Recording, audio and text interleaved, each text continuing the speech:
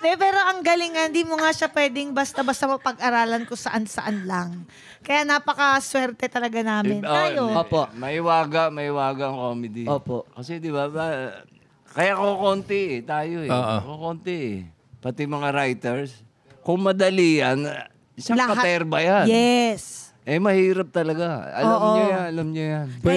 Pwede mo ituro yung structure Ito muna, feed, tapos ito yung punchline. Pero yung pinaka-isusulatin mo mismo. Yung kagaguhan, dapat yung nasa loob yun. Ganyan.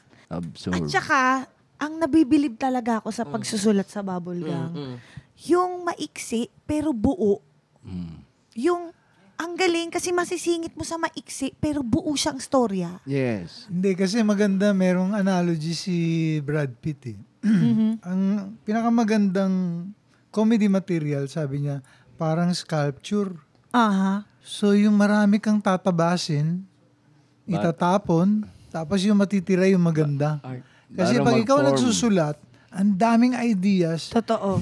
Alin dito lang yung ititira mo? Oo. Ano dito yung itatapon mo? Huwag mong panghinayangan yun kasi hahaba, kakapal. Ito, pulidong-pulido. Parang ganun. Lalaylay. Magkaka-form. Habang humahaba, nag-re-require, nag-expect yung audience mo na matindi yung punchline. Dapat sobrang ending. Oo. Kailangan maiksi lang kasi ayaw mo rin siya mabore. Gusto mo bigyan naman siya ng iba pang putahe. Diba? Kasi maiksi na lang ang buhay. Diba? May maiksi ding komedyan. Teka lang po. Teka lang po. Hindi naman maiksi. Abot naman sa floor yung paa. Abot pa po yan. Abot naman. Kasi nga, Hindi, ito, baka hindi niyo napapansin. Yung comedy, masyado siyang violente. Okay po. Katulad niya. Ba't tinawag na punchline yun? Yeah. Panuntok. Yung Sa boxing talaga yun Yung punch yun Di ba kailangan yung boxingero, unexpected yung Movement. Opo. yung suntok. mabilis. Swift. Para hindi ma-anticipate ng kalaban mo. Yes. So, yun din yung yung punchline mo, punch. Dapat unexpected. Oo. Para tamaan mo siya. Kasi pagka telegraphic or mabagal, Opo. maunang ka. Oo. Yun. Dapat mind-blowing, no? Ano pa? Rolling down the aisle, di ba? Physical yun Violence. May violence na involved. Tsaka Nag-bomb. So, palpak. Walang tumawa. Yun. So, ano pa? Kahit yung slapstick. Slapstick, di ba? Sinampal Violente rin. Violent. Tsaka hindi nakakatawa yung nakita mong tinutulungan yung tumatawid. Di ba? Nagbibigay ng limos. Hindi nakakatawa yun Pagka nadapa yun. Hindi nakakatawa yun. Oo, tama. Yung hindi normal. Yes. Nakakatawa. Yung mga nakakagulat. Ayan. Ano po yung mapapayo po natin sa mga katulad na lang po namin na gusto rin po talaga maipurso ang comedy. Mas gumaling pa sa larangan ng comedy po. Ay, kailangan pag-aralan mo.